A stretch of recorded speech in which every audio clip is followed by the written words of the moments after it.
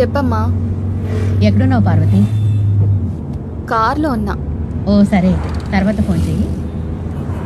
Speaker on చేసా. పర్వాలేదు, మాట్లాడు. సరే సరే, చూడ్డానికి వస్తావుగా. మ్, ఎక్కడికి వెళ్తున్నావు? ఆఫీస్ నుంచి స్విమ్మింగ్ పూల్కి వెళ్తున్నా. ఓ, ఒక మంచి ఇల్లు చూసి డీటెయిల్స్ పంపమన్నానుగా, చూసావా? ఏంటి నువ్వు అసలు ఫోన్ చేయలేదని నీ కొలీగ్ చెప్పాడు.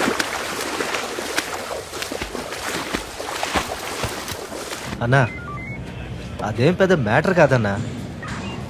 పోస్ట్ మార్టం రిపోర్ట్ ఇప్పుడు మాతో ఉంది. వేరే ఎవిడెన్స్ ఏదీ లేదు. కాంప్రమైజ్ చేసేద్దాం, వదిలేయండి.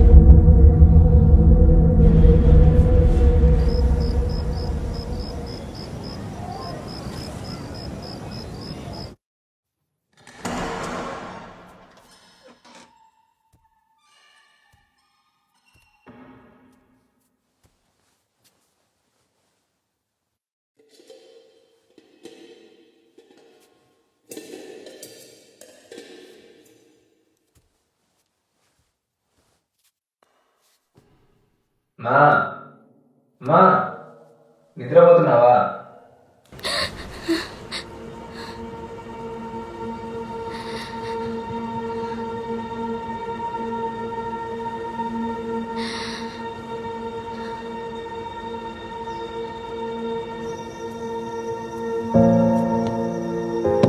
మరి అమ్మా,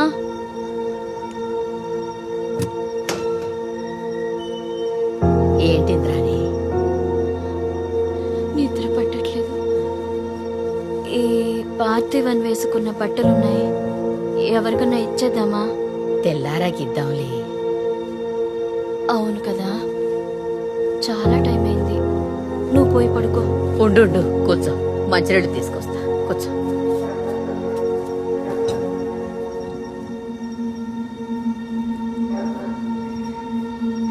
ఇదిగో.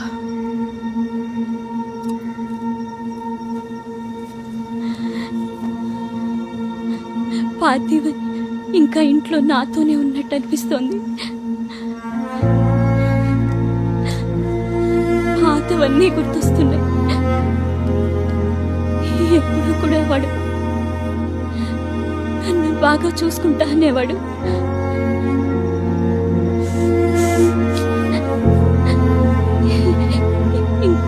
ఇంకెప్పుడు ఎవరంటారు అలా నాతో?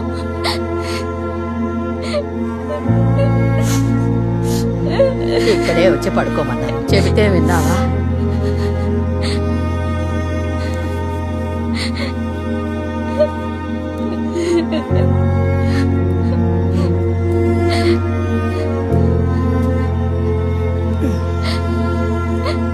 ఇదిగో, నీకెప్పుడు కష్టం వచ్చినా అప్పుడు దీన్ని చదువుకో. ఏడవకింద్రాణి.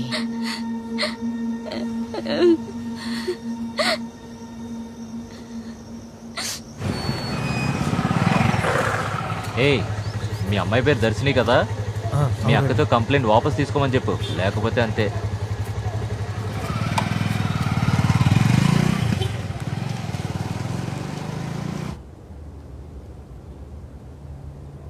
వచ్చేసారా? కొంచెం టీ తాగుతారా? ఎందుకు అలా ఉన్నారు? అదే అన్న, హెల్మెట్ పెట్టుకొని వచ్చిన వాళ్ళ గురించి. ఎఫ్ఐఆర్ ఫైల్ చేశాం కదా, దానికోసమే వాళ్ళు వచ్చారు. ఇంద్రాణి ఇంటికి వెళ్ళబోయి మీ ఇంటికి వచ్చారు. వాళ్ళ సంగతి తర్వాత చూద్దాం. రా ఇంద్రాణి.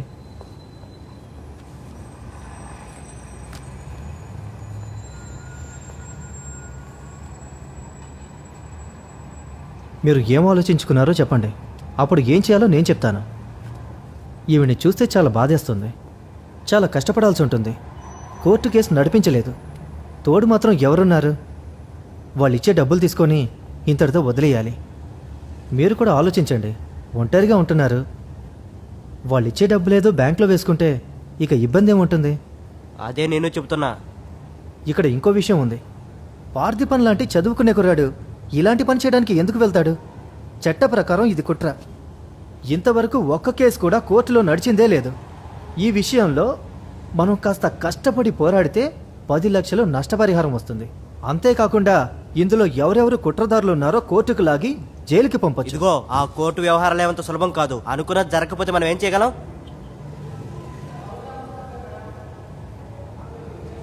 కామ్రేడ్, కోర్టుకు పోతే వారికి నిజంగా శిక్ష పడుతుందంటావా? నా మాట నమ్ము, తప్పకుండా శిక్ష పడుతుంది. ఆ కాంట్రాక్టర్ మనుషులందరూ కేసులో ఇరుక్కుంటారు.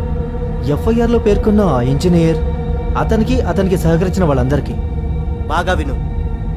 కోర్టుకు వెళ్ళాలి అనుకుంటే నేను చూసుకుంటాను. ఇలాంటి ఒక కేసు గనక కోర్టు వరకు వెళ్తే ఇంకోసారి ఇలాంటి వారికి ఎలాంటి అన్యాయం జరగదు. బాగా ఆలోచించి చెప్పండి. ఏయ్, నువ్వు అనుకున్నంత ఈజీ కాదు ఇంద్రా. చెప్పేది అర్థం చేసుకో. వయసు మీద పడిపోతుంది కదా, పనులన్నీ మానుకొని కోర్టు చుట్టూ ఎవరు తిరుగుతారు? నా కొడుకుని చంపేశారు. నేను నోరు మూసుకుని కూర్చుని ఉండాలా?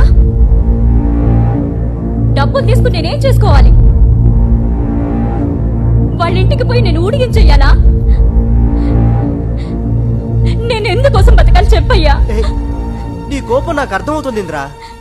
ఆ వచ్చే పైసలు నీకే కదా. అదే కదా నేను అంటున్నా.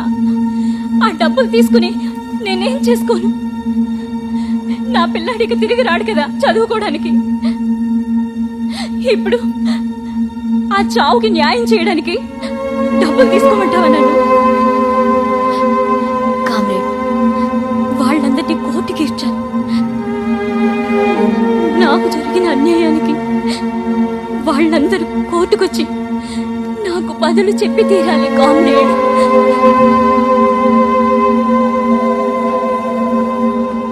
పార్వతి, ఆ వండలూరు ప్లాన్ కి అప్రూవల్ వచ్చింది. మనం అప్రూవల్ కి పంపించామా? 10 days బ్యాక్ నేనే పంపించాను. ఓ గ్రేట్. ఎవరిని అడిగి పంపారు? అది కంప్లీట్ అయింది కదా అని పంపించాను. అలాగా. ఆ మెయిల్లో నేను ఏం రాసానో కాస్త చదివి వినిపిస్తారా వివేక్?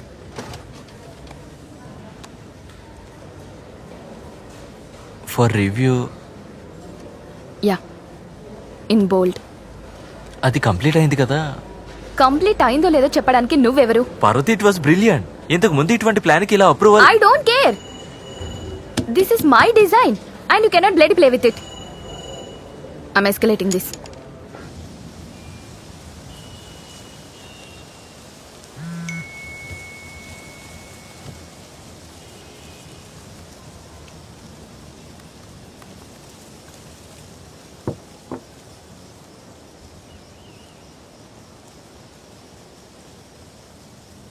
చెన్నైలోని అడయార్ అడుకుమాడిలోని సెప్టిక్ ట్యాంక్ శుభ్రం చేయడానికి వెళ్లిన పార్థివన్ అనే 20 ఏళ్ల యువకుడు అందులోని విషవాయువుల బారిన పడి మరణించాడు.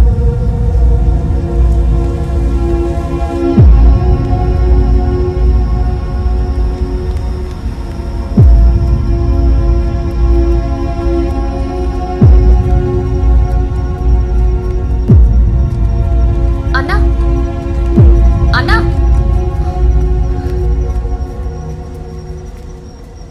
నేను ఇక్కడికి వచ్చింది ఈ కూరాడేనా?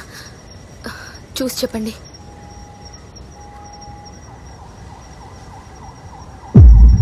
ఈ కూరాడే.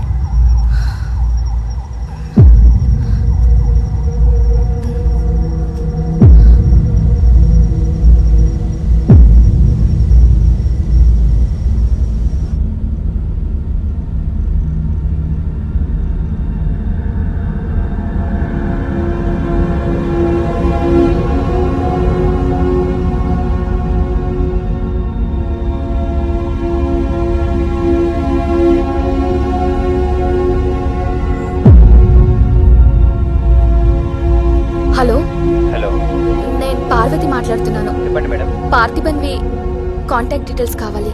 Parthiban number simple WhatsApp group లో అతని కాంటాక్ట్ నెంబర్ ఉంటుంది మేడం. అది కాదు, అతని నంబర్ నా దగ్గర కూడా ఉంది, కానీ ఫోన్ రీచ్ కావడం లేదు. అతని అడ్రస్ ఉంటే కొంచెం చెప్పండి ప్లీజ్. ఒక 5 minutes మేడం. రిజిస్టర్ లో ఉంది, నేను మీకు సెండ్ చేస్తాను. సరే, నేను చూస్తాను.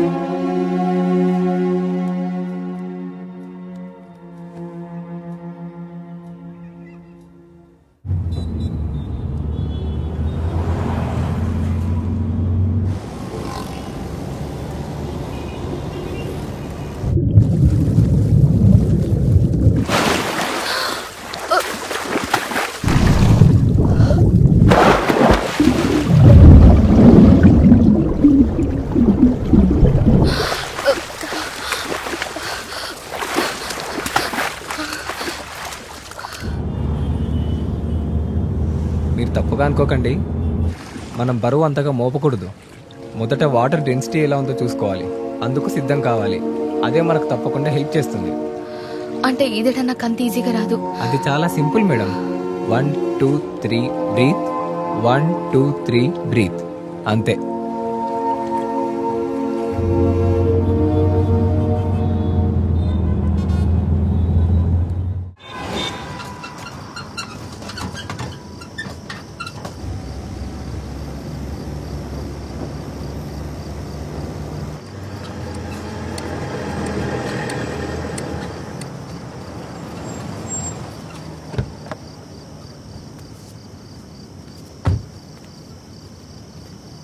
ఇంద్రాణి అమ్మా, ఇంద్రాణి అమ్మా.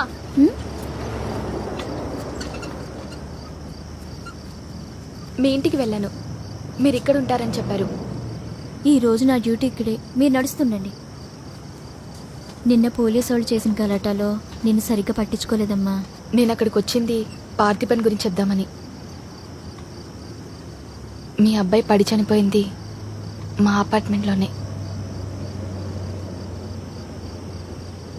అమ్మ, మీరు కేసు పెట్టారు కదా, ఆ రోజు పార్థిపన్ మా అపార్ట్మెంట్కి వచ్చిన క్లీన్ చేసిన దానికి సంబంధించిన వీడియో, ఆ వీడియో ఇందులో ఉంది. దీన్ని ఆ యూనియన్ లీడర్కి ఇవ్వండి, ఇది ముఖ్యమైన ఆధారం అవుతుంది. భద్రంగా ఉంచండి. ఇందులో వాడు ఉన్నాడమ్మా.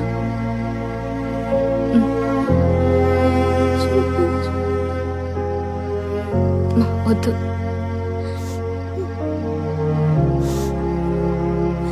నేను మీకు చేయగలిగిన సాయం నేను మీకు తప్పకుండా చేస్తాను. కోర్టులో కూడా సాక్ష్యం చెప్తాను. ధైర్యంగా ఉండండి.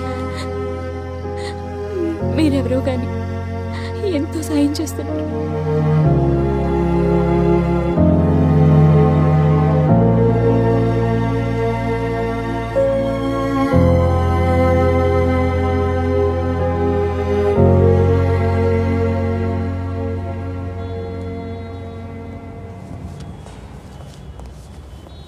మిమ్మల్ని సార్ పిలుస్తున్నారు. రా.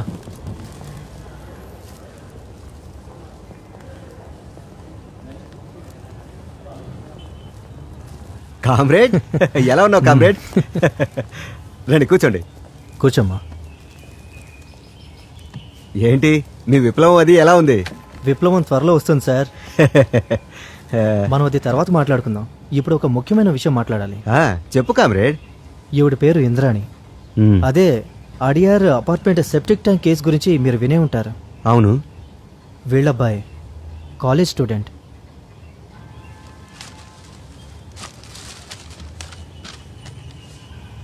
FIR copy. ఇప్పటికిప్పుడే ఏమీ చెప్పలేను కామ్రేడ్. ఇదంతా స్టడీ చేసి నేనే పిలుస్తాను. సిబి సార్, ఈ ఎఫ్ఐఆర్ చదివి ఏం చేయొచ్చో చెప్పు. Okay sir. సంఘటన జరిగిన చోట దొరికిన సీసీటీవీ ఫుటేజ్ ఇది. ఇదెలా తీసుకొచ్చారు? మా అబ్బాయి వాళ్ళ ఫ్రెండ్ ఉండే ఫ్లాట్ అదే సార్. ఆ అమ్మాయి తీసుకొచ్చి ఇచ్చింది. సిబి, ఇది నా ల్యాప్టాప్లో పెట్టు.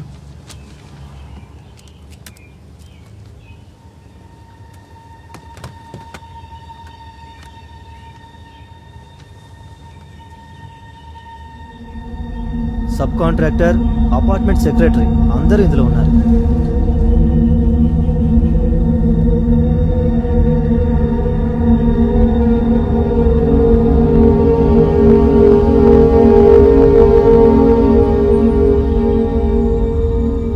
Interesting evidence. సిబి సార్, ఈ కంప్లీట్ డీటెయిల్స్ సెట్ చేసి చెప్పు. Okay sir.